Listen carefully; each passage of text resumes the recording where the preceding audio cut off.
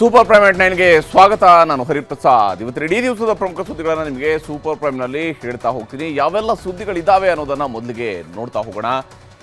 SIR ಮಧ್ಯೆ ರಾಜ್ಯದಲ್ಲಿ ಮತ್ತೊಂದು ವಿವಾದ ಇದೆ. ಶಾಶ್ವತ ನಿವಾಸಿ ಪ್ರಮಾಣ ಪತ್ರ. ಇದಕ್ಕೆ ಈಗ ಬಿಜೆಪಿ ವಿರೋಧ ವ್ಯಕ್ತವಾಗ್ತಾ ಇದ್ದು ಕೇಂದ್ರದ ಮಧ್ಯಪ್ರವೇಶಕ್ಕೆ ಶೋಭಾ ಕರಂದ್ಲಾಜೆ ಅವರು ಪತ್ರ ಬರೆದಿದ್ದಾರೆ.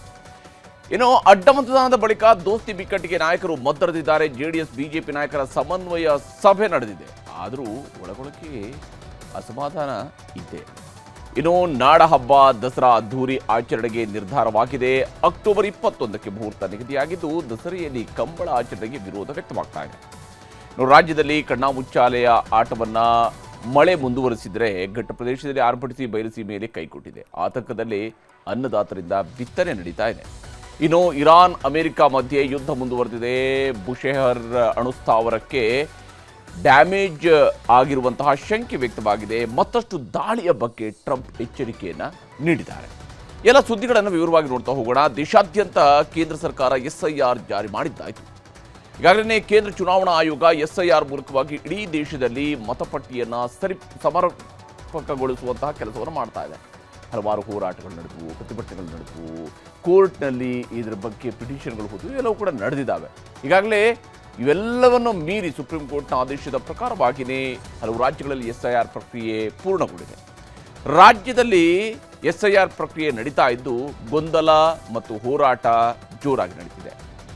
ಉಳಿದೆಲ್ಲ ಕಡೆಗಳಲ್ಲಿ ಕಾಂಗ್ರೆಸ್ SIR ವಿರೋಧಿಸ್ತಾ ಇದ್ರೆ, ಕರ್ನಾಟಕದಲ್ಲಿ ಕಾಂಗ್ರೆಸ್ ಸರ್ಕಾರದ ಆಡಳಿತ ಇರೋದ್ರಿಂದಾಗಿ ಬಿಜೆಪಿಯವರು ಕಾಂಗ್ರೆಸ್ನ ಕೆಲವೊಂದು ನಿರ್ಧಾರಗಳನ್ನು ವಿರೋಧಿಸ್ತಾ ಇದ್ದಾರೆ.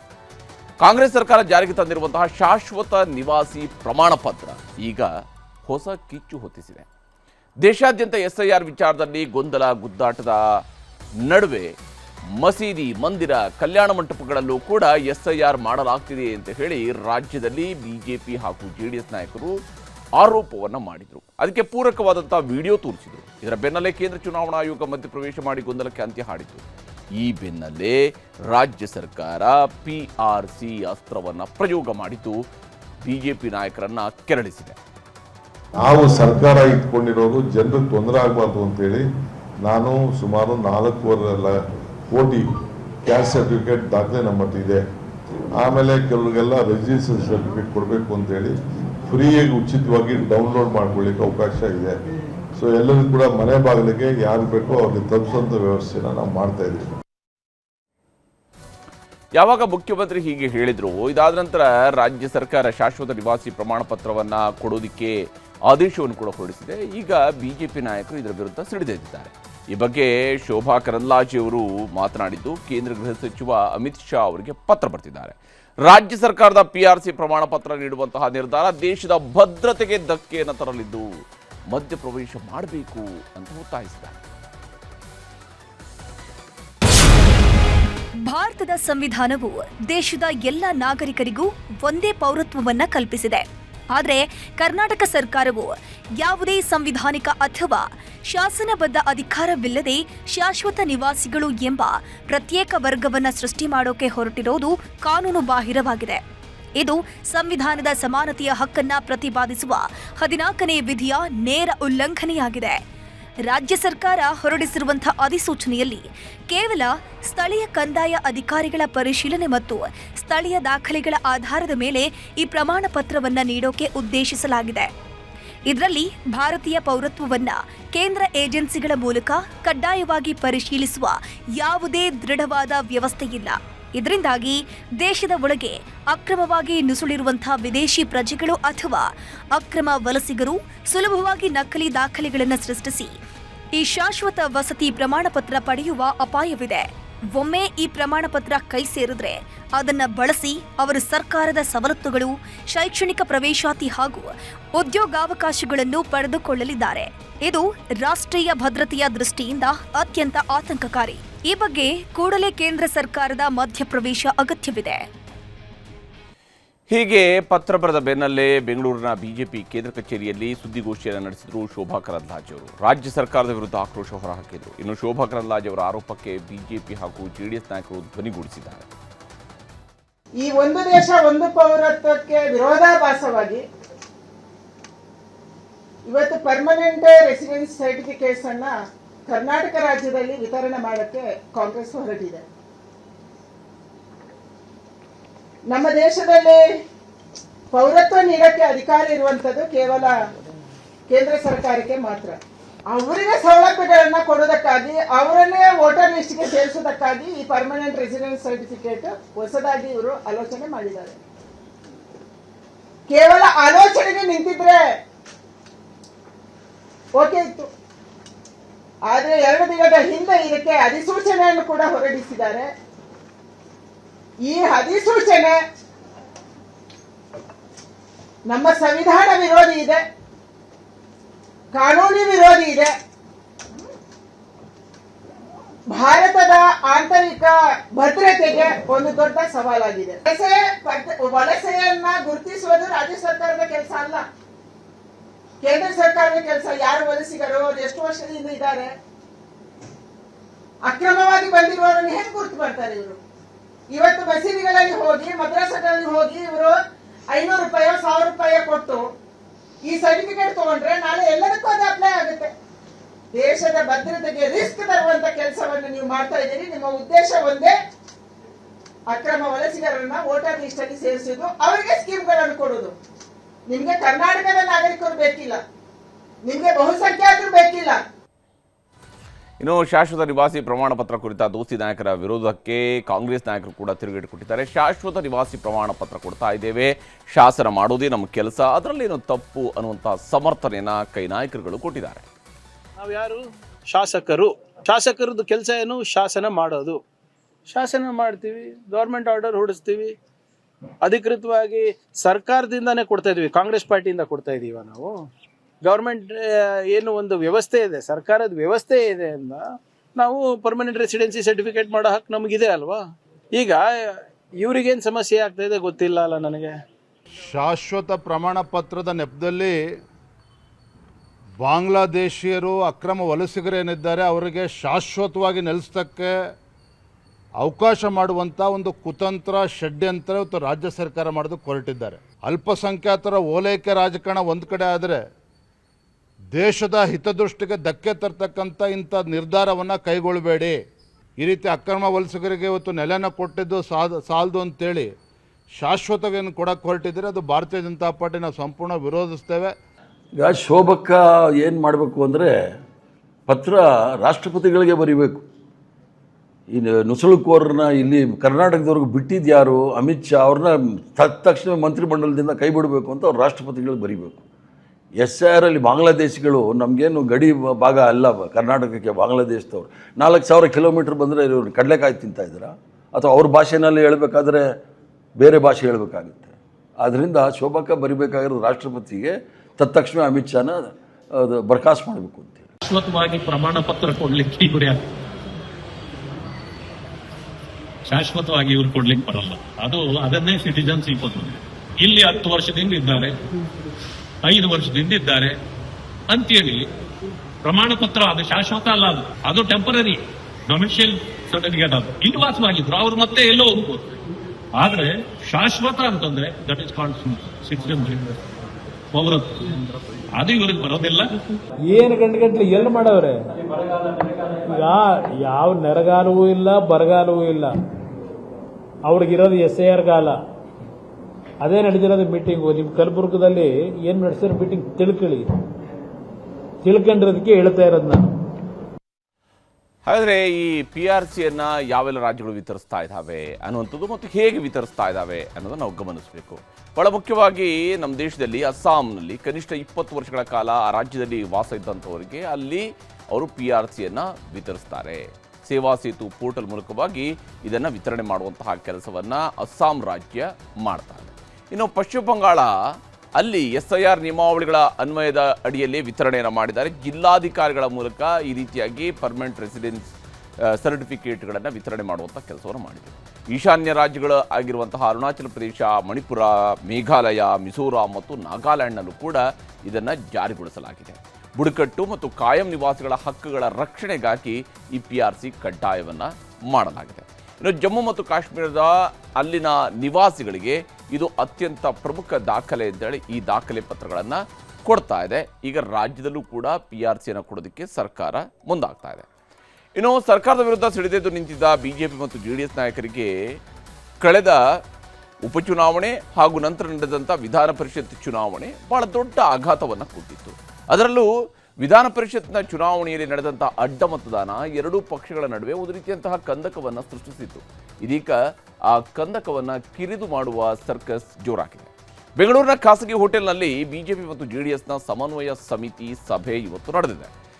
ರಾಜ್ಯದಲ್ಲಿ ಹೇಗೆ ನಾವು ಜೊತೆಯಾಗಿ ಸಾಗಬೇಕು ಅನ್ನೋದರ ಬಗ್ಗೆ ಸಭೆಯಲ್ಲಿ BJP ರಾಜ್ಯಾಧ್ಯಕ್ಷ BY ವಿಜೇಂದ್ರ, ಕೇಂದ್ರ ಸಚಿವ HD ಕುಮಾರಸ್ವಾಮಿ, BJPಯ ರಾಜ್ಯ ಉಸ್ತುವಾರಿ ರಾಧಾಮೋಹನ್ ಅಗರ್ವಾಲ್ ಸೇರಿದಂತೆ ಹಲವರು ಭಾಗಿಯಾಗಿ ಚರ್ಚೆ ನಡೆಸಿದ್ದಾರೆ.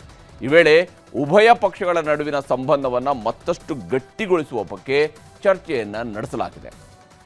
ಹಾಗೆಯೇ ಇಲ್ಲಿ ಸಮನ್ವಯಕ್ಕಾಗಿ ಒಂದಿಷ್ಟು ಸರ್ಕಸ್ಗಳನ್ನು ಪಕ್ಷಗಳು ಮಾಡ್ತಾ ಇದ್ದಾವೆ. ವಿಧಾನ ಪರಿಷತ್ನ ಅಡ್ಡ ಮತದಾನದ ಬಳಿಕ ದೋಸ್ತಿಗಳ ನಡುವೆ ಒಂದು ರೀತಿಯಂಥ ಮುನಿಸು ಸೃಷ್ಟಿಯಾಗಿತ್ತು. ಯಾಕಂದರೆ ಅಲ್ಲಿ ಒಂದು 4 ಓಟು ಯಾರದ್ದು ಅನ್ನೋದ್ರ ಬಗ್ಗೆ ಯಾರೂ ಬಾಯಿ ಬಿಡ್ತಿಲ್ಲ. BJP ಶಾಸಕರದ್ದ, JDS ಶಾಸಕರದ್ದ ಗೊತ್ತಿಲ್ಲ. ಗೂಬೆ ಕೂರಿಸುವ ಕೆಲಸ ಮಾತ್ರ ನಡೀತಾ ಇದೆ. ಇನ್ನು ಕಾಂಗ್ರೆಸ್ ವಿರುದ್ಧ ಹೋರಾಟಕ್ಕೆ ಸಮನ್ವಯತೆ ಅನಿವಾರ್ಯ ಇದೆ ಅನ್ನುವಂಥದ್ದು ಇವರಿಗೆ ಮನವರಿಕೆ ಆಗಿದೆ. ಆ ವಿಚಾರದಲ್ಲಿ ಎರಡೂ ಪಕ್ಷಗಳಲ್ಲಿ ಒಮ್ಮತ ಇದೆ. ಸಮನ್ವಯ ಸಭೆಗೂ ಮುಂಚಿತವಾಗಿ ಕುಮಾರಸ್ವಾಮಿ ಹಾಗೂ ವಿಜೇಂದ್ರ ಅವರು ಪ್ರತ್ಯೇಕವಾದಂಥ ಒಂದು ಸಭೆಯನ್ನು ನಡೆಸಿದ್ದಾರೆ. ಒಂದೊಂದು ಪಕ್ಷದಿಂದ 3 ಸದಸ್ಯರು ಒಳಗೊಂಡಿರುವಂತಹ ಒಂದು ಸಮನ್ವಯ ಸಮಿತಿಯನ್ನು ರಚಿಸಬೇಕು ಅನ್ನೋದಕ್ಕೆ ಸಂಬಂಧಪಟ್ಟಂತಹ ನಿಯಮವನ್ನು ರೂಪಿಸೋದಕ್ಕೆ ಮುಂದಾಗಿದ್ದಾರೆ. ಈಗ ಪ್ರಸ್ತಾಪಿತ ಹೆಸರುಗಳು ಹೀಗಿದ್ದಾವೆ. BJPಯಿಂದ ಕೇಂದ್ರ ಸಚಿವರಾಗಿರುವಂತಹ ಪ್ರಹ್ಲಾದ್ ಜೋಶಿ ಅವರು, ಹಾಗೆಯೇ ರಾಜ್ಯಾಧ್ಯಕ್ಷರಾಗಿರುವ BY ವಿಜೇಂದ್ರ, ಪ್ರತಿಪಕ್ಷ ನಾಯಕ R ಅಶೋಕ್, ಈ 3 BJP ಕಡೆಯಿಂದ ಇದ್ದರೆ, JDS ಕಡೆಯಿಂದ ಕೇಂದ್ರ ಸಚಿವರಾಗಿರುವಂತಹ JDSನ ರಾಜ್ಯಾಧ್ಯಕ್ಷ HD ಕುಮಾರಸ್ವಾಮಿ, JDSನ ಶಾಸಕಾಂಗ ಪಕ್ಷದ ನಾಯಕ ಸುರೇಶ್ ಬಾಬು ಜೊತೆಗೆ ಇನ್ನೊಬ್ಬರನ್ನ ಸೇರಿಸ್ಕೊಳ್ತೀವಿ. ಇದರಿಂದಾಗಿ ಗೊಂದಲ ಮತ್ತು ತಪ್ಪುಗಳು ಆಗದಂತೆ ಮೈತ್ರಿಯನ್ನು ಮುನ್ನಡೆಸುವಂಥದ್ದು ಬಹಳ ಮುಖ್ಯ ಅಂತ ಸಮಾಲೋಚನೆ ಮಾಡಿದ್ದಾರೆ. ಹಿರಿಯೂರು ಹಾಗೂ ಧಾರವಾಡದಲ್ಲಿ ನಡೆಯಲಿಕ್ಕೆ ಇರುವಂತಹ ಉಪಚುನಾವಣೆಗಳನ್ನು ಗೆಲ್ಲೋದ್ರ ಬಗ್ಗೆ, ಇಲ್ಲಿ ಸೀಟು ಹಂಚಿಕೆಯ ಬಗ್ಗೆಯೂ ಕೂಡ ಚರ್ಚೆಗಳು ನಡೆದಿದ್ದಾವೆ. ಭೇಟಿ ಮಾಡ್ತಾ ಇರ್ತೀವಿ ಬ್ರದರ್, ಎಲ್ಲಿ ಬೇರೆ ಮಾಮೂಲಿ ಈಗ ನಡೀತಾ ರಾಜ್ಯದ ರಾಜಕಾರಣದ ಬಗ್ಗೆನೇ ಚರ್ಚೆ ಮಾಡಿ ಅದೆಲ್ಲ ನಡೀತಾ ಇದೆ. ಈಗ ಆಲ್ರೆಡಿ ಒಂದು ಸಮನ್ವಯ ಸಮಿತಿ ಆಗಬೇಕು ಅಂತಕ್ಕಂಥದ್ದು ಎರಡೂ ಪಕ್ಷದಲ್ಲೂ ಏನೀಗಾಗಲೇ ಒಂದು ಅಂತಿಮ ಹಂತಕ್ಕೆ ಬಂದಿದೆ. ಅದು ಮಾಡ್ತಕ್ಕಂಥದ್ದಕ್ಕೆಲ್ಲ ಚರ್ಚೆ ಆಗಿದೆ. BJP ಮತ್ತು JDSನ ಒಂದು ಕೋಆರ್ಡಿನೇಷನ್ ಕಮಿಟಿ ಅದನ್ನು ಘೋಷಣೆ ಮಾಡಬೇಕು. ಭಾರತೀಯ ಜನತಾ ಪಾರ್ಟಿ ಕಡೆಯಿಂದ ನಾನು ಅಂದರೆ ರಾಜ್ಯದ ಅಧ್ಯಕ್ಷರು ಮಾನ್ಯ R ಅಶೋಕ್ ಅವರು ಮತ್ತು ಪ್ರಹ್ಲಾದ್ ಜೋಶಿಜಿಯವರು ನಾವಿರ್ತೇವೆ. ಮತ್ತು JDS ಕಡೆಯಿಂದ ತಾವು ಕೂಡ ಇರಬೇಕು ಮತ್ತು ಇನ್ನೊಬ್ಬರ ಹೆಸರನ್ನ ಸೂಚಿಸಬೇಕು ಅನ್ನೋ ಮನವಿಯನ್ನು ಕೂಡ ನಾನು ಮಾಡಿದ್ದೇನೆ. ಹಿರಿಯೂರು ಆಗಿರ್ಬೋದು, ಧಾರವಾಡ ಇರ್ಬೋದು, ಎರಡೂ ಕ್ಷೇತ್ರದಲ್ಲಿ ನಾವು ಗೆಲ್ಲಬೇಕು. ಹಾಗಾಗಿ ಯಾವುದೇ ಗೊಂದಲಕ್ಕೆ ಅವಕಾಶವನ್ನು ನೀಡ್ದೇನೆ, BJP ಹಾಗೂ JDS ನಡುವೆ ಯಾವುದೇ ಒಂದು ಗೊಂದಲಕ್ಕೆ ಅವಕಾಶವನ್ನು ಕೊಡದೇನೆ ಯಾವ ರೀತಿ ಚುನಾವಣೆಯನ್ನು ಎದುರಿಸಬೇಕು, ಹಿಂದೆ ಆದಂಥ ತಪ್ಪುಗಳನ್ನು ಸರಿ ಮಾಡಿಕೊಂಡು ಯಾವ ರೀತಿ ಒಟ್ಟಾಗಿ ಹೋಗಬೇಕು, ಇವೆಲ್ಲವನ್ನು ಕೂಡ ಚರ್ಚೆ ಮಾಡಿದ್ದೇನೆ. ಅವರು ಕೂಡ ಒಪ್ಪಿಗೆಯನ್ನು ಸೂಚಿಸಿದ್ದಾರೆ. ಇನ್ನು ಈ ಸಭೆಯ ನಂತರವೂ ಕೂಡ ಏನು ಬಹಳ ಜೊತೆಯಾಗಿಯೇ ಸಾಗ್ತಾ ಇದ್ದಾರೆ ಅಂತೇಳಿ ಅಲ್ಲ, ಸಮನ್ವಯ ಸಮಿತಿ ರಚನೆಯ ಬಳಿಕವೂ ಕೂಡ ಕವಲು ದಾರಿಯಲ್ಲಿ ಮುಂದುವರಿತಾ ಇರುವಂಥದ್ದು ಗೋಚರಿಸ್ತಾ ಇದೆ. ವಿಶೇಷವಾಗಿ ಇಲ್ಲಿ ಅಧ್ಯಯನ ಪ್ರವಾಸವನ್ನು JDSನವರು ಕೈಗೊಂಡಿದ್ದಾರೆ. ಅವರು ಸಪ್ರೇಟ್ ಆಗಿ ಹೋಗ್ತಾ ಇದ್ದಾರೆ. BJPಗಿಂತ ಮೊದಲೇ JDSನವರು ಪ್ರತ್ಯೇಕ ಪ್ರವಾಸಕ್ಕೆ ರೆಡಿಯಾಗಿ ಅದಕ್ಕೆ ಬೇಕಂತ ತಂಡವನ್ನು ರಚನೆ ಮಾಡ್ಕೊಂಡಿದ್ದಾರೆ. BJPಯವರು ಇನ್ನೂ ಕೂಡ ರಾಜ್ಯದ ಬರ ಅಧ್ಯಯನ ಪ್ರವಾಸವನ್ನು ಆರಂಭಿಸಿಲ್ಲ. ಪ್ರವಾಸ ಹಾಗೂ ಇದಕ್ಕೆ ಸಂಬಂಧಪಟ್ಟಂತೆ ಕೇಂದ್ರಕ್ಕೆ ಅಧ್ಯಯನ ವರದಿಯನ್ನು ಸಲ್ಲಿಸುವಂಥದ್ದು, ಇದಕ್ಕೆ ಬೇಕಾದಂತಹ ಒಂದು ತಂಡವನ್ನು ರಚನೆ ಮಾಡಿದ್ದಾರೆ. ಜುಲೈ 15ರಿಂದಲೇ ಪ್ರವಾಸವನ್ನು ಆರಂಭಿಸ್ತಾ ಇದ್ದಾರೆ. ಮೈಸೂರು ವಿಭಾಗದಲ್ಲಿ HD ರೇವಣ್ಣ ಅವರ ನೇತೃತ್ವದಲ್ಲಿ ಒಂದು ಪ್ರವಾಸವನ್ನು ನಡೆಸೋದಕ್ಕೆ ತೀರ್ಮಾನವನ್ನು JDS ಕೈಗೊಂಡಿದೆ. ಕರಾವಳಿ ಮತ್ತು ಮಲೆನಾಡಿನ ವಿಭಾಗದಲ್ಲಿ MLC ಭೋಜೇಗೌಡರನ್ನು ನೇಮಿಸಲಾಗಿದೆ. ಹಾಗೂ ಬೆಂಗಳೂರು ವಿಭಾಗದಲ್ಲಿ ಸಂಸದ ಮಲ್ಲೇಶ್ ಬಾಬು, ಇನ್ನು ಕಲ್ಯಾಣ ಕರ್ನಾಟಕ ಮತ್ತು ಕಿತ್ತೂರು ಕರ್ನಾಟಕ ಭಾಗದಲ್ಲಿ ಬಂಡೆಪ್ಪ ಕಾಶೆಂಪೂರ್ ಅವರನ್ನು ನೇತೃತ್ವವನ್ನು ವಹಿಸಿ ಅವರ ಮೂಲಕವಾಗಿ ಪ್ರವಾಸ ಮಾಡಿಸುವಂಥದ್ದು ಈಗ JDSನವರ ಉದ್ದೇಶ. ಇನ್ನು ದೋಸ್ತಿ ನಾಯಕರ ಸಮನ್ವಯ ಸೂತ್ರವನ್ನು ಕಾಂಗ್ರೆಸ್ ನಾಯಕರು ಲೇವಡಿ ಮಾಡಿದ್ದಾರೆ. BJP ಮತ್ತು JDSನಲ್ಲಿ ನಾಯಕತ್ವವೇ ಇಲ್ಲ ಅಂತ ಕಾಲೆಳೆದಿದ್ದಾರೆ. ಏನಾಗಿದೆ, ಅಡ್ಡ ಮತದಾನ ಮುಖಭಂಗ ಆಗಿದೆ BJPಯವರಿಗೆ. ಈಗ ಸುಮಾರು ವಾರಗಳಾಯಿತು, ಇನ್ನೂ ಆ್ಯಕ್ಷನ್ ಆಗಿಲ್ಲ. ಯಾರು ಮಾಡಿದ್ದಾರೆ ಅಂತ ಗೊತ್ತಾಗ್ತಾ ಇಲ್ಲ. ಸುಮ್ಮನೆ ಆ ವರದಿ ತೊಗೊಂಡೋಗಿ ಇವ್ರು ಕೊಟ್ಟರು, ಇವ್ರ ವರದಿ ಹೋಗಿ ಮೇಲೆ ಕೊಟ್ಟರು, ಏನಾಯಿತು. So basically it is they are facing leadership crisis. ಮೇಲ್ಗಡೆ ತೋರಿಸ್ಬೇಕಲ್ಲ ನಾವು ಕೆಲಸ ಮಾಡ್ತಾ ಇದ್ದೀವಿ, ನೀವೇನು ನಮಗೆ ಗೆರೆ ಹಾಕಿಕೊಟ್ಟಿದ್ದೀರಾ ಅದು ದಾಟ್ಲಾರ್ದೆ ನಾವು ನಿಮ್ಮ ಏನು ಆದೇಶಗಳನ್ನು ಅಕ್ಷರಶಃ ಪಾಲಿಸ್ತಾ ಇದ್ದೀವಿ ಅಂತ ತೋರಿಸ್ಕೊಳ್ಳೋಕೆ ಇದು ಮಾಡ್ತಾ ಇರೋದಷ್ಟೇ. ಇನ್ನು ಮುಂದಿನ ಸುದ್ದಿಯನ್ನು ನೋಡೋಣ. ಮೈಸೂರು ದಸರಾ ರಾಜ್ಯದ ಹೆಮ್ಮೆಯ ನಾಡಹಬ್ಬ, ತಲೆಮಾರುಗಳಿಂದ ನಡೆದುಕೊಂಡು ಬಂದಿರುವಂತಹ ಅದ್ದೂರಿಯ ಸಂಪ್ರದಾಯ. ಈ ಬಾರಿಯ ದಸರೆಯನ್ನು ಮತ್ತಷ್ಟು ಕಳೆಗಟ್ಟುವ ರೀತಿಯಲ್ಲಿ ಆಚರಿಸುವುದಕ್ಕೆ ರಾಜ್ಯ ಸರ್ಕಾರ ನಿರ್ಧಾರ ಮಾಡಿದೆ. ಇವತ್ತು ವಿಧಾನಸೌಧದಲ್ಲಿ ಸಿಎಂ ಡಿಕೆ ಶಿವಕುಮಾರ್ ಅವರ ನೇತೃತ್ವದಲ್ಲಿ ನಡೆದಂತಹ ಉನ್ನತ ಮಟ್ಟದ ಸಭೆಯಲ್ಲಿ ಮೈಸೂರು, ಮಂಡ್ಯ, ಚಾಮರಾಜನಗರ ಜಿಲ್ಲೆಯ ಶಾಸಕರು, ಸಂಸದರು, ವಿಧಾನ ಪರಿಷತ್ ಸದಸ್ಯರು ಹಾಗೂ ಅಧಿಕಾರಿಗಳು ಭಾಗಿಯಾಗಿದ್ದರು. ಈ ವೇಳೆ ನಾಡಹಬ್ಬ ಮೈಸೂರು ದಸರಾವನ್ನು ಈ ವರ್ಷ ಬರಗಾಲ ಇದೆ, ಹೀಗಾಗಿ ಸರಳವಾಗಿ ದಸರಾ ಆಚರಿಸ್ತಾರೆ ಅಂತ ಹೇಳಿದರೆ ಮುಖ್ಯಮಂತ್ರಿಯವರು ನೋ ಅಂದಿದ್ದಾರೆ. ಅದ್ದೂರಿಯಾಗಿ ಆಚರಿಸಬೇಕು ಅನ್ನುವಂತಹ ನಿರ್ಧಾರವನ್ನು ಮಾಡಿದ್ದಾರೆ. ದಸರಾ ಸಭೆಯಲ್ಲಿ ಕೈಗೊಂಡಿರುವಂತಹ ನಿರ್ಣಯಗಳನ್ನು ನಾವು ಗಮನಿಸಬೇಕು. ಅಕ್ಟೋಬರ್ 11ರಂದು ಬೆಳಗ್ಗೆ 11 ಗಂಟೆಗೆ ದಸರಾದ ಉದ್ಘಾಟನೆ ಆಗುತ್ತೆ. ಅದಕ್ಕೆ ಸಂಬಂಧಪಟ್ಟಂತಹ ನಿರ್ಧಾರಗಳನ್ನು ಈಗಾಗಲೇ ಮಾಡಿಕೊಂಡಿದ್ದಾರೆ. ದಸರಾ ಸಭೆಯಲ್ಲಿ ಕೈಗೊಂಡಿರುವಂತಹ ನಿರ್ಧಾರಗಳಿವು. ದಸರಾ ಉದ್ಘಾಟಕರನ್ನು ನೇಮಿಸುವಂತಹ ಅಧಿಕಾರವನ್ನು ಮುಖ್ಯಮಂತ್ರಿಯವರಿಗೆ ಬಿಟ್ಟುಕೊಡಲಾಗಿದೆ. ಆಗಸ್ಟ್ 26 ಬೆಳಗ್ಗೆ 10 ಗಂಟೆಗೆ ಗಜಪೂಜೆಯನ್ನು ನಡೆಸುವುದಕ್ಕೆ ತೀರ್ಮಾನವನ್ನು ಕೈಗೊಳ್ಳಲಾಗಿದೆ. ಇನ್ನು ಅಕ್ಟೋಬರ್ 21ಕ್ಕೆ ವಿಜಯದಶಮಿಯ ದಿವಸದಂದು ಜಂಬೂ ಸವಾರಿಯನ್ನು ನಡೆಸುವಂಥದ್ದಕ್ಕೆ ತೀರ್ಮಾನವನ್ನು ಕೈಗೊಳ್ಳಲಾಗಿದೆ. ಇಲ್ಲಿ ಉದ್ಘಾಟಕರನ್ನು ನೇಮಿಸುವಂಥ ಅಧಿಕಾರವನ್ನು ಮುಖ್ಯಮಂತ್ರಿಯವರಿಗೆ ವಹಿಸಿರುವಂಥದ್ದು. ದಸರಾ ಉದ್ಘಾಟಕರನ್ನು ನೇಮಿಸುವಂಥ ಅಧಿಕಾರ ಆಗಸ್ಟ್ 26 ಬೆಳಗ್ಗೆ 10 ಗಂಟೆಗೆ ಗಜಪೂಜೆಯನ್ನು ನಡೆಸುವುದಕ್ಕೆ ತೀರ್ಮಾನವನ್ನು ಕೈಗೊಳ್ಳಲಾಗಿದೆ. ಹಾಗೂ ಅಕ್ಟೋಬರ್ 21ಕ್ಕೆ ವಿಜಯದಶಮಿಯ ಜಂಬೂ ಸವಾರಿ ನಡೆಯುತ್ತೆ. ಅದೇ ಸಂದರ್ಭದಲ್ಲಿನೇ ಅಕ್ಟೋಬರ್ 21ರ ಮಧ್ಯಾಹ್ನದ ನಂತರ ನಡೆಯುವಂತಹ ಕಾರ್ಯಕ್ರಮ ಇದು. 4:10 ಮೀನ ಲಗ್ನದಲ್ಲಿ ಜಂಬೂ ಸವಾರಿ ಆರಂಭ ಆಗುತ್ತೆ. ಈ ಬಾರಿ 50 ಕೋಟಿ ರೂಪಾಯಿಗಳ ಅನುದಾನಕ್ಕೆ ಬೇಡಿಕೆಯನ್ನು ಇಡಲಾಗಿದೆ.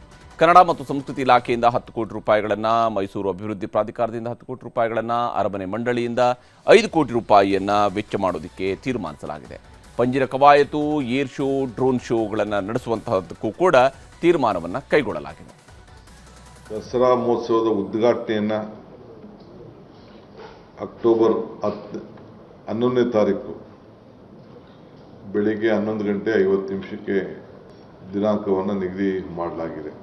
ಜಂಬೂ ಸವಾರಿ ಪುಷ್ಪಾರ್ಚನೆ ಕೂಡ ಅದೇ ದಿನ 21ನೇ ತಾರೀಕು ಅಕ್ಟೋಬರ್ 1 4 ಗಂಟೆಗೆ 10 ನಿಮಿಷಕ್ಕೆ ಅದನ್ನು ಪರಂಪರೆಯನ್ನು ಉಳಿಸ್ಕೊಂಡು ಮಾಡುವಂಥದ್ದು. ಇನ್ನು ಈ ಬಾರಿಯ ದಸರಾದಲ್ಲಿ ಕರಾವಳಿಯ ಹೆಮ್ಮೆಯ ಕ್ರೀಡೆಯಾಗಿರುವಂತಹ ಕಂಬಳವನ್ನು ತರಬೇಕು, ಕಂಬಳವನ್ನು ನಡೆಸಬೇಕು ಅನ್ನುವಂಥ ವಿಚಾರ ಚರ್ಚೆಗೆ ಬಂದಿದೆ. ಆದರೆ ಸಭೆಯಲ್ಲಿ ಮಾತನಾಡಿರುವಂತಹ ಮೈಸೂರು ಕೊಡಗು ಸಂಸದ ಯದುವೀರ್ ಒಡೆಯರ್ ಅವರು ಕಂಬಳ ಆಚರಣೆಗೆ ವಿರೋಧ ವ್ಯಕ್ತಪಡಿಸಿದ್ದಾರೆ. ಆದರೆ ಸಿಎಂ ಡಿಕೆ ಶಿವಕುಮಾರ್ ಕಂಬಳ ಆಯೋಜನೆಯ ಪರವಾಗಿದ್ದಾರೆ ಅಂತ ಹೇಳಲಾಗಿದೆ. ಅಷ್ಟೇ ಅಲ್ಲದೆ ಹಲವು ಶಾಸಕರು ಮತ್ತು ಸಂಸದರು ಈ ಬಾರಿ ಸರಳ ದಸರಾ ಆಚರಣೆಗೆ ಒತ್ತಾಯ ಮಾಡಿದ್ದಾರೆ ಅಂತ ಹೇಳಲಾಗಿದೆ. ಈ ವರ್ಷನೂ ಕೂಡ ದಸರಾದಲ್ಲಿ ಒಂದು ಈ ಕಂಬಳವನ್ನು ತೋರಿಸಬೇಕು. ಕಳೆದ ಬಾರಿಯೇ ನಮ್ಮ ಡಿ ಕೆ ಶಿವಕುಮಾರ್ ಅವರು ಇದನ್ನು ಮಾಡಬೇಕು ಅನ್ನೋ ಒಂದು ಆಶಯವನ್ನು ವ್ಯಕ್ತಪಡಿಸಿದ್ರು. ಕಾರಣದ ದಿನ ಸಮಯ ನಮಗೆ ಸಾಕಾಗಲಿಲ್ಲ. ಅದಕ್ಕಾಗಿ ಈ ವರ್ಷ ಮಾಡಬೇಕು ಅಂತ ಹೇಳಿದ್ರು. ಈ ವರ್ಷ ನಾವು ಜಾಗವನ್ನೆಲ್ಲ ನೋಡಿ ಬಂದಿದ್ದೀವಿ. ಆನಂತರ ರಿಂಗ್ ರೋಡಲ್ಲಿ ಯಾವ ರೀತಿಯ ತೊಂದರೆ ಇಲ್ಲದೆ ಒಂದು 30 ಎಕರೆ ಜಾಗ ಇದೆ. ತಯಾರಿಗಳು ಏನು ಬೇಕು ಅದನ್ನು ಮಾಡಬೇಕು ಅನ್ನೋ ವಿಚಾರವನ್ನು ಆಯ್ತು ಮುಂದೆ ಹೋಗಿ ಅಂತ ಹೇಳಿದರೆ ಇನ್ನೊಂದು ದಿವಸದಲ್ಲಿ ಇನ್ನಷ್ಟು ಚರ್ಚೆಗಳನ್ನು ಮಾಡಿ ಅದರ ವಿವರವಾಗಿ ಹೇಗೆ ಮಾಡಬೇಕು ಅನ್ನೋ ಯಾವ ರೀತಿಯಲ್ಲಿ ಮಾಡಬೇಕು ಅನ್ನೋ ವಿಚಾರವನ್ನು ತಿಳಿಸ್ತೇನೆ ಅಂತ ಹೇಳಿ. ಇದು ಕಂಬಳ ವಿಚಾರ ಆಯಿತು. ಇನ್ನು ಕರ್ನಾಟಕದಲ್ಲಿ ಮಳೆರಾಯನ ತಾರತಮ್ಯ ಮುಂದುವರೆದಿದೆ. ರಾಜ್ಯದ ಘಟ್ಟ ಪ್ರದೇಶದ ರೈತರು ಮಳೆಯಿಂದ ಕೃಷಿ ಚಟುವಟಿಕೆಗಳಲ್ಲಿ ತೊಡಗಿಕೊಂಡಿದ್ದಾರೆ. ಅತ್ತ ಮಹಾರಾಷ್ಟ್ರ ಘಟ್ಟ ಪ್ರದೇಶದ ಮಳೆಯಿಂದಾಗಿ ಕಿತ್ತೂರು ಕರ್ನಾಟಕ ಭಾಗದ ರೈತರು ಸಂತಸದಲ್ಲಿದ್ದಾರೆ. ಆದರೆ ಉಳಿದೆಡೆ ಮಳೆರಾಯನ ಕಣ್ಣಾ ಮುಚ್ಚಾಲೆ ಮುಂದುವರೆದಿದೆ. ಇಂದು ಕೂಡ ಹಲವೆಡೆ ಮಳೆಯಾಗಿದೆ.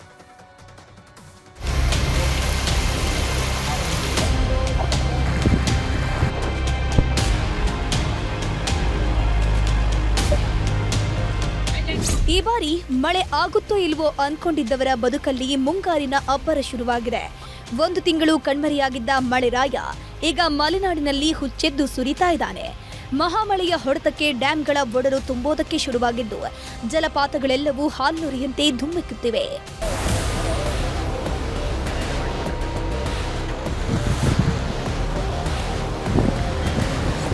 ಮಲೆನಾಡಿನ ಪಶ್ಚಿಮ ಘಟ್ಟಗಳಲ್ಲಿ ನಿರಂತರವಾಗಿ ಮಳೆ ಬೀಳ್ತಿದೆ.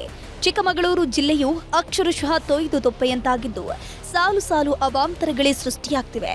ಶೃಂಗೇರಿ ಸಂಪರ್ಕಿಸುವ ರಾಜ್ಯ ಹೆದ್ದಾರಿಯಲ್ಲಿ ಭೂಕುಸಿತ ಸಂಭವಿಸಿದ್ದು ಬೃಹತ್ ಬಂಡೆ ಮರಗಳೆಲ್ಲವೂ ರಸ್ತೆಗೆ ಬಂದು ಅಪ್ಪಳಿಸಿವೆ. ಮಹಾಮಳೆಯ ಹೊಡೆತಕ್ಕೆ ಶೃಂಗೇರಿಯಲ್ಲಿ ನಿರ್ಮಾಣ ಹಂತದ ತಡೆಗೋಡೆ ಬಿರುಕು ಬಿಟ್ಟಿದೆ. ಯಾವುದೇ ಕ್ಷಣದಲ್ಲೂ ಬೀಳೋ ಆತಂಕ ಕಾಡ್ತಿದ್ದು ಅಕ್ಕಪಕ್ಕದ ಮನೆ ಹಾಗೂ ಅಂಗಡಿಯವರಿಗೆ ಜೀವ ಭಯ ಶುರುವಾಗಿದೆ. ಒಂದು ವೇಳೆ ತಡೆಗೋಡೆ ಕುಸಿದಿದ್ದೇ ಆದಲ್ಲಿ ಮನೆಗಳ ಜೊತೆಗೆ ಅಂಗಡಿಗಳು ಭದ್ರೆಯ ಪಾಲಾಗಲಿವೆ. ಹೀಗಾಗಿ ಸ್ಥಳಕ್ಕೆ ಭೇಟಿ ನೀಡಿದ ಶೃಂಗೇರಿ ತಹಸೀಲ್ದಾರ್ ಅನೂಪ್ ಅಂಗಡಿಗಳನ್ನು ಖಾಲಿ ಮಾಡಿಸಿದ್ದು ಮನೆಯಲ್ಲಿದ್ದವರನ್ನ ಕಾಳಜಿ ಕೇಂದ್ರಕ್ಕೆ ಶಿಫ್ಟ್ ಮಾಡಿದ್ದಾರೆ.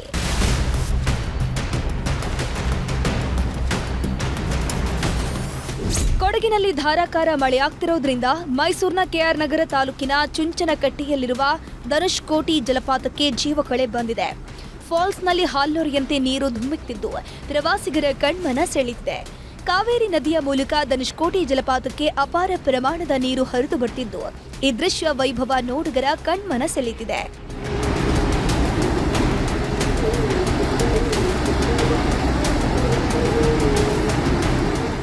ದಾವಣಗೆರೆಯಲ್ಲಿ ಮಳೆ ಇಲ್ಲದೆ ಜನ ಕಂಗಾಲಾಗಿದ್ರು. ಜುಲೈ ತಿಂಗಳಲ್ಲೂ ಮಳೆ ಬೀಳಲ್ವೇನೋ ಅಂತ ತಲೆ ಮೇಲೆ ಕೈ ಹೊತ್ತು ಕೂತಿದ್ರು. ಆದ್ರೀಗ ವರುಣದೇವ ಕೊಂಚ ಕರುಣೆ ತೋರಿದಂತೆ ಕಾಣ್ತಿದೆ. ಕಳೆದ 3-4 ದಿನಗಳಿಂದ ಸಣ್ಣಗೆ ಮಳೆ ಆಗ್ತಾ ಇದೆ. ಹೀಗಾಗಿ ರೈತರು ಬಿತ್ತನೆ ಕಾರ್ಯವನ್ನ ಶುರು ಮಾಡಿದ್ದು ದಾವಣಗೆರೆ ತಾಲೂಕಿನ ಹೊನ್ನೂರು ಸುತ್ತಮುತ್ತ ಕೃಷಿ ಚಟುವಟಿಕೆ ಶುರುವಾಗಿದೆ.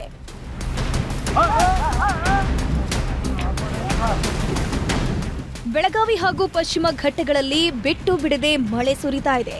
ಇದರಿಂದಾಗಿ ಘಟಪ್ರಭಾ ನದಿಗೆ ಅಪಾರ ಪ್ರಮಾಣದ ನೀರು ಹರಿದು ಬರ್ತಿದೆ. 21,000 ಕ್ಯೂಸೆಕ್ ಒಳಹರಿವು ಹರಿದು ಬರ್ತಿದ್ದು ಕ್ಷಣ ಕ್ಷಣಕ್ಕೂ ನೀರಿನ ಮಟ್ಟ ಹೆಚ್ಚುತ್ತಿದೆ. ಇದರ ಪರಿಣಾಮ ಮುಧೋಳ ತಾಲೂಕಿನ ನಂದಗಾವ ಗ್ರಾಮದ ಸೇತುವೆ ಮುಳುಗಡೆಯಾಗಿದೆ.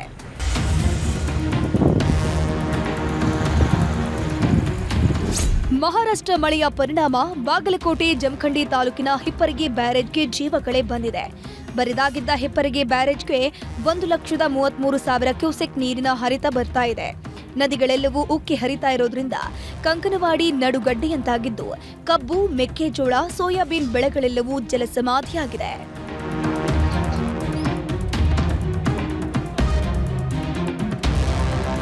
ಕಳೆದೊಂದು ವಾರಗಳಿಂದ ಮಹಾರಾಷ್ಟ್ರದಲ್ಲಿ ಸುರಿಯುತ್ತಿರುವಂತಹ ಮಳೆ ಕೊಂಚ ತಣ್ಣಗಾಗಿದೆ. ಕೃಷ್ಣಾ ನದಿಯ ಅಚ್ಚುಕಟ್ಟು ಪ್ರದೇಶಗಳಾದ ಕೊಯ್ನಾ, ನವಜ, ಮಹಾಬಲೇಶ್ವರ ಪ್ರದೇಶದಲ್ಲಿ ಮಳೆ ತಗ್ಗಿದ್ದು ದೂದ್ಗಂಗಾ, ವೇದಗಂಗಾ, ಕೃಷ್ಣಾ ನದಿಗಳ ಒಳಹರಿವಿನಲ್ಲಿ ಕೊಂಚ ಇಳಿಕೆಯಾಗಿದೆ. ಇದು ಉತ್ತರ ಕರ್ನಾಟಕದ ಜನರಿಗೆ ನಿರಾಸೆ ಮೂಡಿಸಿದೆ.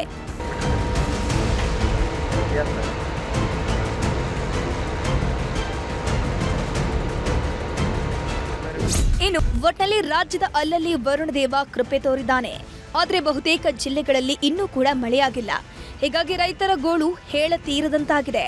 ಜುಲೈ ಅಂತ್ಯದೊಳಗೆ ಮಳೆಯಾಗದಿದ್ರೆ ಬಿತ್ತನೆ ಕಾರ್ಯಕ್ಕೂ ದೊಡ್ಡ ಹೊಡೆತ ಕೊಡಲಿದೆ. Bureau report, news 18.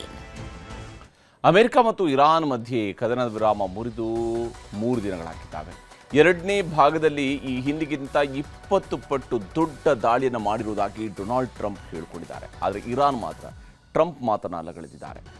ಮತ್ತೊಂದೆಡೆ ಇಸ್ರೇಲ್ ಅಧ್ಯಕ್ಷ ಬೆಂಜಮಿನ್ ನೆತನ್ಯಾಹು ಜೊತೆಗೆ ಟ್ರಂಪ್ ದೂರವಾಣಿಯ ಮೂಲಕ ಚರ್ಚೆಯನ್ನು ನಡೆಸಿದ್ದು ಭಾರೀ ಕುತೂಹಲ ಮೂಡಿಸಿದೆ. ಇರಾನ್ನ ಬುಷೆಹರ್, ಚೋಗಡಕ್ ಮತ್ತು ಕೊನಾರಕ್ ಸೇರಿದಂತೆ ದಕ್ಷಿಣದ ಪ್ರದೇಶಗಳಲ್ಲಿ ಅಮೆರಿಕ ಪಡೆಗಳು ಭೀಕರ ದಾಳಿಯನ್ನು ನಡೆಸಿದ್ದಾವೆ. ಈ ಸಂದರ್ಭದಲ್ಲಿ ಬುಷೆಹರ್ ಬಳಿಯ ಪರಮಾಣು ವಿದ್ಯುತ್ ಘಟಕದ ಸನಿಹದಲ್ಲಿ ಭಾರೀ ಸ್ಫೋಟ ಆಗಿತ್ತು. ಈಗ ಈ ಬಗ್ಗೆ ಮತ್ತೊಂದು ಭಯಾನಕ ಸುದ್ದಿ ಹೊರಬಿದ್ದಿದೆ. ಇರಾನ್ನ ಭೂಗತ ಪರಮಾಣು ತಾಣದ ಮೇಲೆ ಅಮೆರಿಕದ ಬಂಕರ್ ಬಸ್ಟರ್ ಬಾಂಬ್ ದಾಳಿ ನಡೆಸಲಾಗಿದೆ ಅಂತ ಹೇಳ್ತಾ ಇದ್ದಾರೆ. ಬುಷೆಹರ್ ಪರಮಾಣು ಸಂಕೀರ್ಣದ ಬಳಿಯ ಶಂಕಿತ ಭೂಗತ ಯುರೇನಿಯಂ ಸೌಲಭ್ಯದ ಮೇಲೆ ಅಮೆರಿಕದ ವಾಯುಪಡೆಯ ಹಲವು ಬಂಕರ್ ಬಸ್ಟರ್ ಬಾಂಬ್ಗಳನ್ನು ಸ್ಫೋಟಿಸಲಾಗಿದ್ದು, ಒಂದು ವೇಳೆ ರಿಯಾಕ್ಟರ್ಗೆ ಧಕ್ಕೆಯಾಗಿದ್ರೆ ಅಣು ಸೋರಿಕೆಯ ಆತಂಕ ಎದುರಾಗಿದೆ.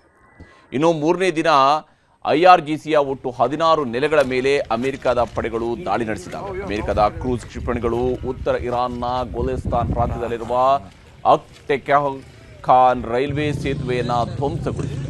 ಇದು ಇರಾನ್ನೊಂದಿಗೆ ರಷ್ಯಾ ಮತ್ತು ಚೀನಾವನ್ನು ಸಂಪರ್ಕಿಸುವಂತಹ ಪ್ರಮುಖ ಮಾರ್ಗವಾಗಿದ್ದು ಮೂಲಸೌಕರ್ಯ ಸರಬರಾಜಿಗೆ ಭಾರೀ ಹೊಡೆತ ಬಿದ್ದಿದೆ ಅಂತ ಹೇಳಲಾಗ್ತಿದೆ. ಈ ಮಧ್ಯೆ ಇರಾನ್ನ IRGC ಪ್ರತೀಕಾರವಾಗಿ ಕುವೈತ್ ಮತ್ತು ಬಹ್ರೇನ್ನಲ್ಲಿರುವಂತಹ ಅಮೆರಿಕದ ಸೇನಾ ನೆಲೆಗಳ ಮೇಲೆ ದಾಳಿಗಳನ್ನು ನಡೆಸಿದೆ.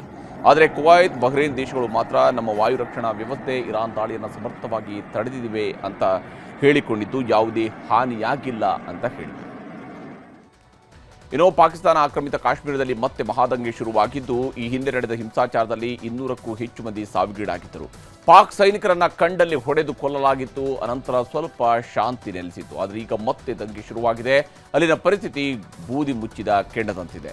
ಪಾಕಿಸ್ತಾನ ಸರ್ಕಾರಕ್ಕೆ ಪಿಒಕೆ ಜನ ಡೆಡ್ಲೈನ್ ಕೊಟ್ಟಿದ್ದಾರೆ. ಪಾಕಿಸ್ತಾನ ಸರ್ಕಾರದ ಮಲತಾಯಿ ಧೋರಣೆ, ಸೇನೆಯ ದೌರ್ಜನ್ಯ, ದಶಕಗಳ ಆರ್ಥಿಕ ಶೋಷಣೆಯ ವಿರುದ್ಧ ಇಡೀ ಪಿಒಕೆಯ ಜನತೆ ಬೀದಿಗಿಳಿಸಿದ್ದಾರೆ. ಪಾಕ್ ಸರ್ಕಾರಕ್ಕೆ ಬರೋಬ್ಬರಿ 38 ಬೇಡಿಕೆಗಳನ್ನು ಮುಂದಿಟ್ಟಿದ್ದು 48 ಗಂಟೆಗಳ ಗಡುವನ್ನು ಕೊಟ್ಟಿದ್ದಾರೆ. ಈ 48 ಗಂಟೆಗಳಲ್ಲಿ ಬೇಡಿಕೆ ಈಡೇರದಿದ್ದರೆ ಪಾಕಿಸ್ತಾನದ ಇತಿಹಾಸದಲ್ಲಿ ಕಾಣದ ಆಕ್ರೋಶವನ್ನು ಎದುರಿಸಬೇಕಾಗುತ್ತೆ ಅನ್ನುವಂಥ ಎಚ್ಚರಿಕೆಯನ್ನು ಕೊಟ್ಟಿದ್ದಾರೆ. Jammu Kashmir joint Awami action committee ಹೋರಾಟದ ನೇತೃತ್ವವನ್ನು ವಹಿಸಿಕೊಂಡಿದ್ದು, ಯಾವುದೇ ಕ್ಷಣದಲ್ಲೂ ದಂಗೆ ದೊಡ್ಡದಾಗುವ ಸಾಧ್ಯತೆ ಇದೆ.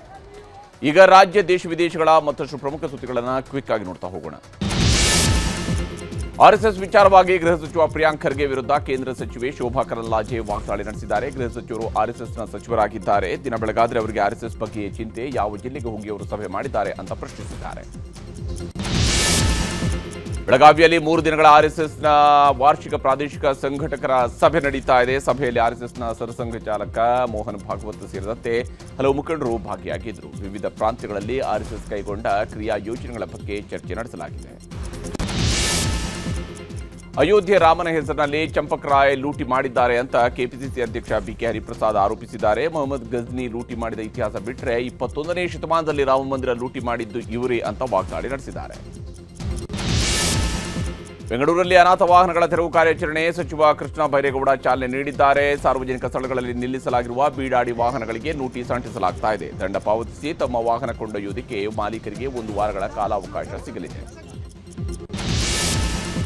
ಬೆಂಗಳೂರಲ್ಲಿ ನಡೀತಾ ಇರುವ ಫುಟ್ಪಾತ್ ಒತ್ತುವರಿ ತೆರವು ಕಾರ್ಯಾಚರಣೆಯನ್ನ ಸಿಎಂ ಡಿಕೆ ಶಿವಕುಮಾರ್ ಖುದ್ದು ಪರಿಶೀಲಿಸಿದ್ದಾರೆ. HSR layout, Jayanagar, Doddanikkundi, Ashok pillar ಸೇರಿದಂತೆ ಹಲವೆಡೆ ತೆರಳಿ ವೀಕ್ಷಿಸಿದರು. ಇದೇ ವೇಳೆ ಬೀದಿ ಬದಿ ವ್ಯಾಪಾರಿಗಳಿಗೆ ಪರ್ಯಾಯ ಜಾಗ ಕೊಡುತ್ತೇವೆ ಅಂತ ಆಶ್ವಾಸನೆ ನೀಡಿದ್ದಾರೆ. ಬೆಂಗಳೂರಿನ ಬಳಿಕ ಈಗ ಮೈಸೂರಿನಲ್ಲೂ ಫುಟ್ಪಾತ್ ಕಾರ್ಯಾಚರಣೆ ಶುರುವಾಗಿದೆ. ಮೈಸೂರು ಮಹಾನಗರ ಪಾಲಿಕೆಯ ವಲಯ 5ರಲ್ಲಿ ಫುಟ್ಪಾತ್ ಮೇಲಿದ್ದ ಪೆಟ್ಟಿ ಅಂಗಡಿಗಳನ್ನು ನೆಲಸಮ ಮಾಡಲಾಗಿದೆ. ಬೀದಿ ಬದಿ ವ್ಯಾಪಾರಿಗಳು ಮಹಾನಗರ ಪಾಲಿಕೆಗೆ ಮುತ್ತಿಗೆ ಹಾಕಿ ಆಕ್ರೋಶ ಹೊರಹಾಕಿದರು. ಬೆಂಗಳೂರಿನ ಪಾಲಿಕೆಗಳ ಚುನಾವಣೆ ಮುಂದೂಡುವಂತೆ ಕೋರಿ ಸುಪ್ರೀಂ ಕೋರ್ಟ್ಗೆ ಮತ್ತೆ ಅರ್ಜಿ ಸಲ್ಲಿಸಲಾಗಿದೆ. ಬೆಂಗಳೂರಿನಲ್ಲಿ ಎಸ್ಐಆರ್ ನಡೀತಾ ಇದೆ. ಅಕ್ಟೋಬರ್ 31ರೊಳಗೆ ಚುನಾವಣೆ ನಡೆಸುವುದಕ್ಕೆ ಸಾಧ್ಯ ಇಲ್ಲ ಅಂತ ಜಿಬಿಎ ಮುಖ್ಯ ಕಮಿಷನರ್ ಮಹೇಶ್ವರ ರಾವ್ ಅರ್ಜಿ ಸಲ್ಲಿಸಿದ್ದಾರೆ. 4 ರಾಜ್ಯಗಳಲ್ಲಿ ವೋಟರ್ ಐಡಿ ಹೊಂದಿರುವ ಆರೋಪದಲ್ಲಿ ನಟ ಪ್ರಕಾಶ್ ರಾಜ್ಗೆ ಜಾಮೀನು ಮಂಜೂರಾಗಿದೆ. ನಟ ಪ್ರಕಾಶ್ ರಾಜ್ ವಿರುದ್ಧ ಜಾಮೀನು ರಹಿತ ವಾರೆಂಟ್ ಹೊರಡಿಸಲಾಗಿತ್ತು. ಈ ಹಿನ್ನೆಲೆಯಲ್ಲಿ ಇಂದು ವಿಚಾರಣೆಗೆ ಪ್ರಕಾಶ್ ರಾಜ್ ಹಾಜರಾಗಿದ್ದರು. 48ನೇ ಎಸಿಜೆಎಂ ಕೋರ್ಟ್ 4,000 ರೂಪಾಯಿ ಶ್ಯೂರಿಟಿ ಕಟ್ಟಲು ಆದೇಶ ನೀಡಿ ಜಾಮೀನು ಮಂಜೂರು ಮಾಡಿದೆ. ಬೆಂಗಳೂರಿನಲ್ಲಿ ಬಿಎಂಟಿಸಿ ಬಸ್ ಅಡಿಗೆ ಸಿಲುಕಿ ಮಹಿಳೆ ಪವಾಡ ಸದೃಶವಾಗಿ ಪಾರಾಗಿದ್ದಾರೆ. ಇಂದಿರಾನಗರದಲ್ಲಿ ಇಂದು ಬೆಳಗ್ಗೆ ಈ ಘಟನೆ ನಡೆದಿದೆ. ರಸ್ತೆ ದಾಟ್ತಾ ಇದ್ದ ಮಹಿಳೆಗೆ ಬಿಎಂಟಿಸಿ ಬಸ್ ಡಿಕ್ಕಿಯಾಗಿದೆ. ಡಿಕ್ಕಿಯ ರಭಸಕ್ಕೆ ಮಹಿಳೆ ಬಸ್ ಅಡಿಗೆ ಸಿಲುಕಿದ್ದಾರೆ. ಕೂಡಲೇ ಬಸ್ ಚಾಲಕ ಬಸ್ ನಿಲ್ಲಿಸಿದ್ದಾನೆ. ಆ ಬಳಿಕ ಸ್ಥಳೀಯರು ಮಹಿಳೆಯನ್ನ ಹೊರತೆಗೆದರು. 2029ರ ಲೋಕಸಭೆ ಚುನಾವಣೆಯಿಂದಲೇ ಒಂದು ರಾಷ್ಟ್ರ ಒಂದು ಚುನಾವಣೆ ಜಾರಿಗೆ ಬರುವ ಸಾಧ್ಯತೆ ಇದೆ. ಈ ಬಗ್ಗೆ ಜಂಟಿ ಸಂಸದೀಯ ಸಮಿತಿಯ ಅಧ್ಯಕ್ಷ ಪಿಪಿ ಚೌಧರಿ ಸುಳಿವು ನೀಡಿದ್ದಾರೆ. ಗೋವಾದಲ್ಲಿ ನಡೆದ ಜೆಪಿಸಿಯ ಸಭೆಯಲ್ಲಿ ಈ ಅಭಿಪ್ರಾಯ ವ್ಯಕ್ತಪಡಿಸಿದ್ದಾರೆ. ರಾಷ್ಟ್ರಗೀತೆ ಹಾಗೂ ವಂದೇ ಮಾತರಂ ಹಾಡುವ ಕುರಿತಂತೆ ಕೇಂದ್ರ ಗೃಹ ಸಚಿವಾಲಯವು ಹೊಸ ಮಾರ್ಗಸೂಚಿಗಳನ್ನು ಹೊರಡಿಸಿದೆ. ಸಾರ್ವಜನಿಕ ಕಾರ್ಯಕ್ರಮಗಳು ಮತ್ತು ಸರ್ಕಾರಿ ಸಮಾರಂಭಗಳಲ್ಲಿ ರಾಷ್ಟ್ರಗೀತೆಯನ್ನು ಗೌರವಪೂರ್ವಕವಾಗಿ ಹಾಡಬೇಕು ಹಾಗೂ ನಾಗರಿಕರಲ್ಲಿ ರಾಷ್ಟ್ರದ ಬಗ್ಗೆ ಹೆಮ್ಮೆ ಮೂಡಿಸುವ ನಿಟ್ಟಿನಲ್ಲಿ ನಿಯಮಾವಳಿಗಳನ್ನು ಕಡ್ಡಾಯವಾಗಿ ಜಾರಿಗೊಳಿಸಬೇಕು ಎಂದು ರಾಜ್ಯಗಳಿಗೆ ಕೇಂದ್ರ ಸರ್ಕಾರ ನಿರ್ದೇಶನ ನೀಡಿದೆ. ನಾನು ನಂಬಿದ್ದ ಪೊಲೀಸರೇ ನನ್ನ ಮೇಲೆ ಕಾಲ್ತುಳಿತದ ಆರೋಪ ಮಾಡಿದರು ಎಂದು ತಮಿಳುನಾಡಿನ ಮುಖ್ಯಮಂತ್ರಿ ವಿಜಯ್ ಅಸಮಾಧಾನ ವ್ಯಕ್ತಪಡಿಸಿದ್ದಾರೆ. ಕಾಲ್ತುಳಿತ ದುರಂತದ ಬಳಿಕ ಮೊದಲ ಬಾರಿಗೆ ಇವತ್ತು ಕರೂರಿಗೆ ಭೇಟಿ ನೀಡಿದ್ದ ವಿಜಯ್ ಕಾಲ್ತುಳಿತ ಘಟನೆಯನ್ನ ಪಿತೂರಿ ಎಂದು ಕರೆದು ಡಿಎಂಕೆ ಸರ್ಕಾರದ ವಿರುದ್ಧ ಆಕ್ರೋಶ ವ್ಯಕ್ತಪಡಿಸಿದರು. ನಿರಂತರ ಮಳೆಗೆ ಉತ್ತರ ಭಾರತದ ರಾಜ್ಯಗಳು ತತ್ತರಿಸಿ ಹೋಗಿವೆ. ಉತ್ತರಾಖಂಡ್ನ ರುದ್ರಪ್ರಯಾಗದಲ್ಲಿ ಅಲಕಾನಂದ ಹಾಗೂ ಮಂದಾಕಿನಿ ನದಿಗಳು ಅಪಾಯದ ಮಟ್ಟ ಮೀರಿ ಹರಿತಾ ಇದ್ದಾವೆ. ನದಿ ಪಾತ್ರದಲ್ಲಿ ಪ್ರವಾಹ ಉಂಟಾಗಿ ಲಕ್ಷಾಂತರ ಜನ ಸಂತ್ರಸ್ತರಾಗಿದ್ದಾರೆ. 3 ದೇಶಗಳ ಪ್ರವಾಸದಲ್ಲಿರುವ ಪ್ರಧಾನಮಂತ್ರಿ ನರೇಂದ್ರ ಮೋದಿಯವರು ಆಸ್ಟ್ರೇಲಿಯಾ ಜೊತೆಗೆ ಮಹತ್ವದ ಒಪ್ಪಂದಗಳಿಗೆ ಸಹಿ ಹಾಕಿದ್ದಾರೆ. ಮೆಲ್ಬೋರ್ನ್ನಲ್ಲಿ ನಡೆದ 3ನೇ ಭಾರತ ಆಸ್ಟ್ರೇಲಿಯಾ ವಾರ್ಷಿಕ ಶೃಂಗಸಭೆಯಲ್ಲಿ ಭಾಗಿಯಾಗಿದ್ದರು. ಆಸ್ಟ್ರೇಲಿಯಾದ ಬಳಿಕ ಪ್ರಧಾನಿ ಮೋದಿ ನ್ಯೂಜಿಲೆಂಡ್ಗೆ ಭೇಟಿ ಕೊಟ್ಟಿದ್ದಾರೆ. ಬಾಂಗ್ಲಾದೇಶದ ಮಾಜಿ ಪ್ರಧಾನಿ ಶೇಖ್ ಹಸೀನಾ ಬಾಂಗ್ಲಾದೇಶಕ್ಕೆ ಮರಳುವುದಾಗಿ ಘೋಷಿಸಿದ್ದಾರೆ. ನಾನು ಬಾಂಗ್ಲಾದೇಶಕ್ಕೆ ಹೋದಾಗ ಅವರು ನನ್ನನ್ನು ಬಂಧಿಸಬಹುದು ಅಥವಾ ಕೊಲ್ಲಬಹುದು, ಆದರೂ ನಾನು ಹೋಗ್ತೇನೆ ಅಂತ ಹೇಳಿದ್ದಾರೆ. ಐರ್ಲೆಂಡ್ ವಿರುದ್ಧದ ಸೋಲಿನ ಬೆನ್ನಲ್ಲೇ ಇಂಗ್ಲೆಂಡ್ ವಿರುದ್ಧದ T20 ಸರಣಿಯಲ್ಲೂ ಟೀಂ ಇಂಡಿಯಾ ಕಳಪೆ ಪ್ರದರ್ಶನ ನೀಡಿದೆ. ಸತತ ಸರಣಿ ಸೋಲುಗಳಿಂದ BCCI ತೀವ್ರ ಅಸಮಾಧಾನಗೊಂಡಿದ್ದು ಮುಖ್ಯ ಕೋಚ್ ಗೌತಮ್ ಗಂಭೀರ್ ಹಾಗೂ ನಾಯಕ ಶ್ರೇಯಸ್ ಅಯ್ಯರ್ ವಿರುದ್ಧ ಕಠಿಣ ಕ್ರಮಕ್ಕೆ ಮುಂದಾಗಿದೆ ಅಂತ ಹೇಳಲಾಗಿದೆ. 2026ರ ಫಿಫಾ ವಿಶ್ವಕಪ್ ಕ್ವಾರ್ಟರ್ ಫೈನಲ್ ಪಂದ್ಯದಲ್ಲಿ ಫ್ರಾನ್ಸ್ ವಿರುದ್ಧ ಮೊರಕ್ಕೋ ಸೋತ ಬೆನ್ನಲ್ಲೇ ಲಂಡನ್ನ ಬೀದಿಗಳಲ್ಲಿ ಭಾರೀ ಹಿಂಸಾಚಾರ ಭುಗಿಲೆದ್ದಿದೆ. ಲಂಡನ್ನ ಎಡ್ಜ್ವೇರ್ ರಸ್ತೆಯಲ್ಲಿ ಜಮಾಯಿಸಿದ ನೂರಾರು ಮೊರಕ್ಕೋ ಅಭಿಮಾನಿಗಳು ಸಿಕ್ಕ ವಸ್ತುಗಳಿಗೆ ಬೆಂಕಿ ಹಚ್ಚಿ ದಾಂಧಲೆ ನಡೆಸಿದ್ದಾರೆ.